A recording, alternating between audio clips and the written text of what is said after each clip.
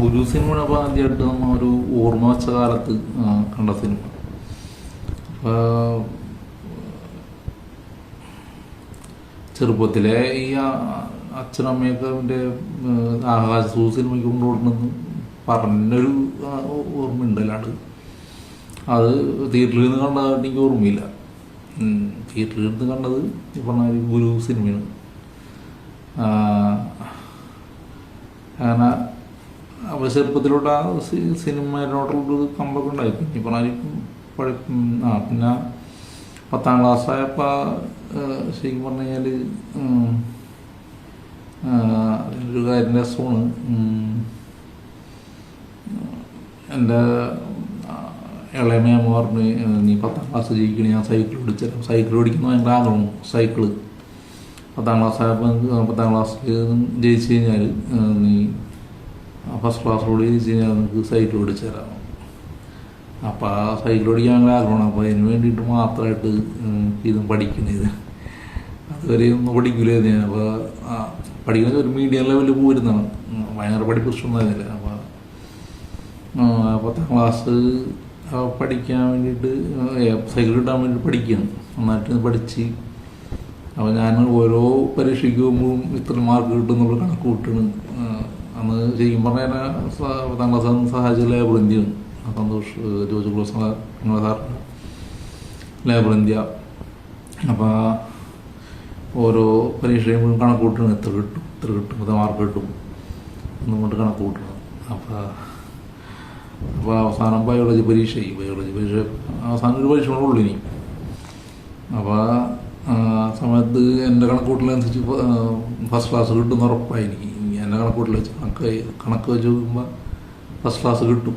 അപ്പോൾ പിന്നെ ഞാൻ എന്താണെന്ന് വെച്ച് കഴിഞ്ഞാൽ എന്നാലും ഫസ്റ്റ് ക്ലാസ് കിട്ടുമെന്ന് ഉറപ്പായി. ഇനി ബയോളജി പരീക്ഷ മാത്രമേ ഉള്ളൂ. അപ്പോൾ ഒരു ദിവസം ഗ്യാപ്പ് കിട്ടണം. അപ്പോൾ എൻ്റെ ഒരു ഓർമ്മ പറയണേ, ഈ പറക്കുന്ന സിനിമ കാരയിൽ. അപ്പോൾ കാര ആദ്യമായിട്ട് മേരിമാസിനും മേരിമാതിരി അവിടെ ആദ്യമായിട്ട് ഹൗസ്ഫുള്ളാവുന്ന സിനിമയാണത്, കാരാമേരിമാതിരി.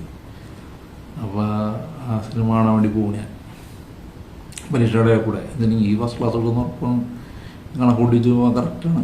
ബയോളജി പരീക്ഷ മാത്രം ബാക്കിയുള്ളൂ. അപ്പോൾ പിന്നെ ഇവിടെ ആരും പറയാണ്ട് മേരിമാതിരി പോയിട്ട് ഈ പറക്കുന്ന സിനിമ. അപ്പോൾ അതാണ് ഒരു സിനിമകളോട് ഉണ്ടായിരുന്നത്. പിന്നെ ഞാൻ ഡിഗ്രി പറഞ്ഞ കാലത്തൊക്കെ പിന്നെ ആ സിനിമകളുള്ള കുറേ ക്രേസൊക്കെ കുറഞ്ഞ്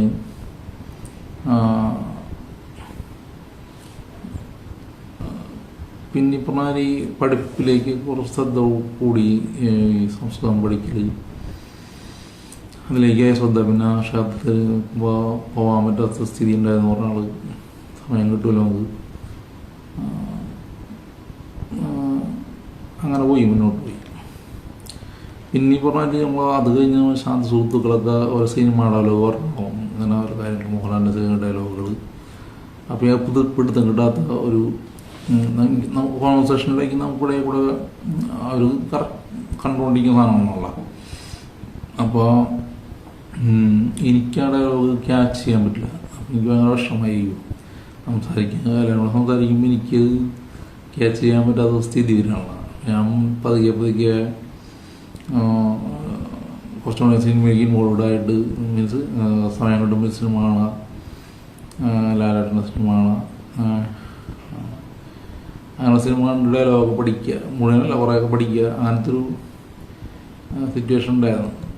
അപ്പോൾ നമുക്ക് പിന്നെ ഡിഗ്രി കാലഘട്ടം കഴിഞ്ഞപ്പോൾ വീണ്ടും സിനിമകളൊക്കെ പോയി തുടങ്ങി. സമയം കിട്ടുമ്പോഴൊക്കെ ഇടയിലുള്ള സമയങ്ങളിലൊക്കെ പോകും, സിനിമയ്ക്ക് പോയിരുന്നു.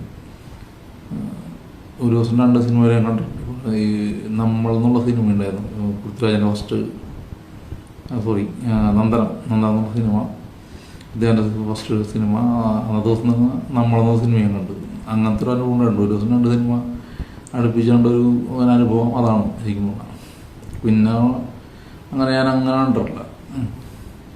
കുടുംബക്കാരെ സംബന്ധിച്ച് പ്രത്യേകിച്ച് ഈ സിനിമ തിയേറ്റർ അവൈലബിൾ ആണ്, എപ്പോഴും അവൈലബിൾ ആണ്. പിന്നെ ഡിഗ്രി കാലഘട്ടം കഴിഞ്ഞ പിന്നെ അങ്ങനെ പോക്ക് ഉണ്ടായില്ല. ഡിഗ്രി കാലഘട്ടം കഴിഞ്ഞിട്ടാണ് പിന്നെ പോയി തുടങ്ങിയത് സിനിമയ്ക്ക്. പിന്നെ സിനിമ സ്വപ്നമായിട്ടൊന്നും ഉണ്ടായില്ല. പിന്നെ നമ്മളതായ ലൈഫും കാര്യങ്ങളൊക്കെ ആയിട്ട് മുന്നോട്ട് പോയി. പിന്നെ എപ്പോഴാണെന്ന് എനിക്കൊരു ഓർമ്മയില്ല. എനിക്ക് എപ്പോഴും ഇങ്ങനെ കഥകളൊക്കെ എഴുതി തുടങ്ങി ചെറുതായിട്ട്. അതെന്തിൻ്റെ പേരൊന്നും എനിക്കറിയില്ല. കഥകൾ മാത്രം. അത് കേൾപ്പിക്കാനൊന്നുമില്ല, എന്നാലും അറിയണ പോലെയൊക്കെ എഴുതി തുടങ്ങി. അപ്പോൾ വെല്ലിച്ചൻ എൻ്റെ ഒരു ഏറ്റവും മൂത്ത വെല്ലിച്ചനാണ് കുടുംബത്തിലാണ്. അമ്മരെ ചേച്ചിയുടെ ഭർത്താവ്. അപ്പോൾ അദ്ദേഹത്തിൻ്റെ വീട്ടിൽ ഞാൻ നിന്ന് കുറേ വർഷം നിന്നിട്ടുണ്ടായിരുന്നത്. അപ്പോൾ വിളിച്ചിട്ട് പറഞ്ഞു, നിനക്ക് അങ്ങനത്തെ ഒരു ക്രേസ് ഉണ്ടല്ലോ, അങ്ങനെയാണെങ്കിൽ നീ കാര്യം ചെയ്യും, എൻ്റെ ഒരു പെങ്ങളെ മോനുണ്ട്. അങ്ങനെ ഞാൻ നിജീഷിനായിട്ട് പരിചയപ്പെട്ടു. നിജീഷും കഥ എഴുതിക്കൊണ്ടിരിക്കുന്നു സീരിയസ് ആയിട്ട്. എനിക്ക് കഥ എഴുതുന്നുണ്ടെങ്കിലും തിരക്കഥ മാത്രം പോരുന്നില്ല. പക്ഷേ നിജീഷ് സീരിയസ് അതിനേക്കാൾ സീരിയസാണ്.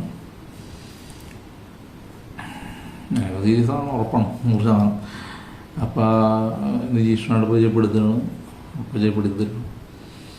അങ്ങനെ നിജീഷിനായിട്ട് ഞാൻ പരിചയപ്പെടണം. അപ്പോൾ നിജീഷിനായിട്ട് പരിചയപ്പെട്ട് സൗഹൃദങ്ങളായി കാര്യങ്ങളോട് സംസാരിച്ച് നിജീഷിനോട് കഥ പറഞ്ഞു. പിന്നെ റൂട്ട് എനിക്ക് സത്യം പറഞ്ഞാൽ അറിയില്ല.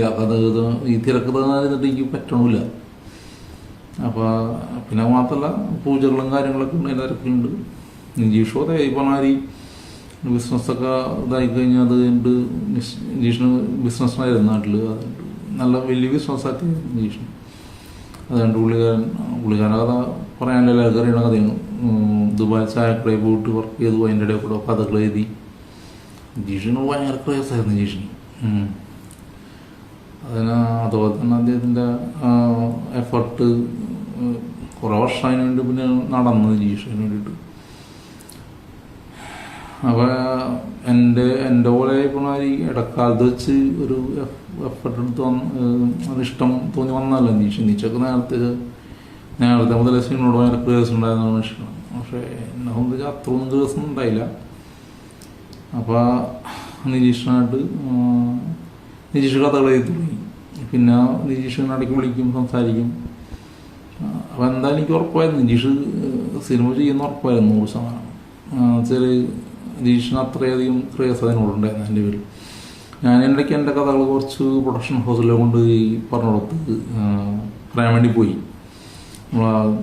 DQൻ്റെ, അതായത് ദുൽഖർ സൽമാൻ്റെ വേഫെയറിൽ, പിന്നെ ഫ്രൈഡേ ഫിലിംസിലൊക്കെ പോയി പ്രൊഡക്ഷൻ ഹൗസിൽ എൻ്റെ കഥയും കൊണ്ട് കഥ പറയാൻ വേണ്ടിയിട്ട്. പക്ഷേ എനിക്കത് പറഞ്ഞാൽ സംഗതി DQൻ്റെ മാനേജറായിട്ട് സംസാരിച്ച് ഒരു കഥ പറഞ്ഞു. അപ്പം പറഞ്ഞു ഈ ടൈപ്പ് കഥ ചെയ്യില്ല DQ എന്ന് പറഞ്ഞിട്ട് അത് ഒഴിവാക്കി. പിന്നെ ഫ്രൈഡേ ഫിലിംസും പോയപ്പോൾ ഒരു പറഞ്ഞു ഓൾറെഡി ഷൂട്ടിങ് നടന്നുകൊണ്ടിരിക്കുന്നു, 2 മാസം കഴിയാണ്ട് നേരം കഥ കഴിക്കില്ല, ഒരു 3 മാസം കഴിഞ്ഞിട്ട് വരാൻ പറഞ്ഞു. അപ്പോൾ അങ്ങനത്തെ ഒരു അനുഭവമൊക്കെയാണ് നമുക്കുണ്ടായത് സിനിമ. അപ്പോൾ എനിക്കും അറിയില്ല ഇതവിടെ പോയി പറയണം പ്രസൻറ്റ് ചെയ്യണമെന്നും അറിയില്ല. അപ്പോൾ ഉള്ള മാതിരി അറിയണ മാതിരിയൊക്കെ ഞാനും പോയി ഇടയിൽ കൂടെ പൂജകളുടെ കൂടെയൊക്കെ.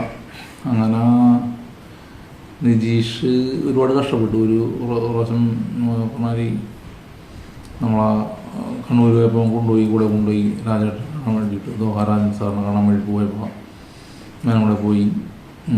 അപ്പോൾ നിജീഷ് സ്ട്രഗിൾ ചെയ്ത് എന്തായാലും സിനിമയ്ക്കപ്പോൾ നമ്മളെ വിളിച്ചു. അതാണ് എൻ്റെ ഒരു, അങ്ങനെയാണ് സിനിമയിൽ നീയും ഇപ്പോൾ അസിസ്റ്റൻ്റ് ഡയറക്ടറായിട്ട് നിജീഷിൻ്റെ കൂടെ അസിസ്റ്റൻ്റ് ഡയറക്ടറായിട്ട് ഞാനവിടെ തേവർ സിനിമയിൽ പൊള്ളാച്ചി ലൊക്കേഷനായിട്ട് തിരിച്ച് ദോഹാരാജൻ സാർ പ്രൊഡ്യൂസ് ചെയ്ത തേവർ സിനിമയിൽ അസിസ്റ്റൻ്റ് ഡയറക്ടറായിട്ട് പോകാനുള്ള അവസരം അങ്ങനെ വന്നത്. നെക്സ്റ്റ് പാട്ട് അടുത്ത വീഡിയോ പറയാം. ഓക്കെ, അവിടുത്തെ അനുഭവങ്ങൾ. ഓക്കെ.